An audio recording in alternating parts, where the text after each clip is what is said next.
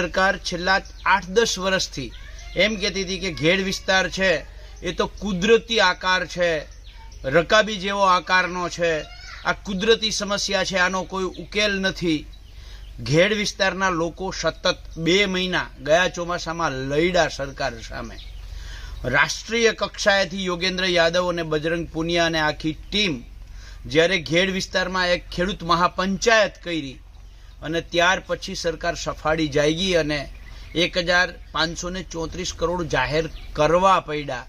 આ એ જ સરકારે જાહેર કરવા પડ્યા કે જે સરકાર એમ કહેતી હતી કે આ તો કુદરતી સમસ્યા છે. ત્યારે સવાલ એ છે કે આ તો 1534 કરોડ કેમ? અમારી માંગ હતી ત્યાં 10,000 કરોડથી ઓછા 1 રૂપિયો ન હોવો જોઈએ, પણ સરકારે અત્યારે પ્રથમ તબક્કામાં 1534 કરોડ ફાળવા એને અમે આવકારીએ છીએ. પણ સાથે સાથે સવાલ એ છે કે સરકાર આ 1534 કરોડ ક્યાં અને કેવી રીતે વાપરશે, કેટલા સમયમાં વાપરશે, એનું નિરાકરણ કેટલા સમયમાં આવશે, આનો આખો રોડમેપ શા માટે જાહેર નથી કરતી?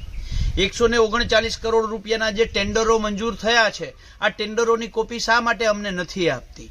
આ દરેક બાબતમાં અમારી પહેલેથી માંગ છે કે ઘેડ વિકાસ સમિતિ સાથે સરકારે સંકલન કરી એની સાથે ચર્ચા કરી અને આગળ વધવું જોઈએ. તો એક પણ જગ્યાએ ઘેડ વિકાસ સમિતિને સાથે સામેલ કરવામાં શા માટે નથી આવતી?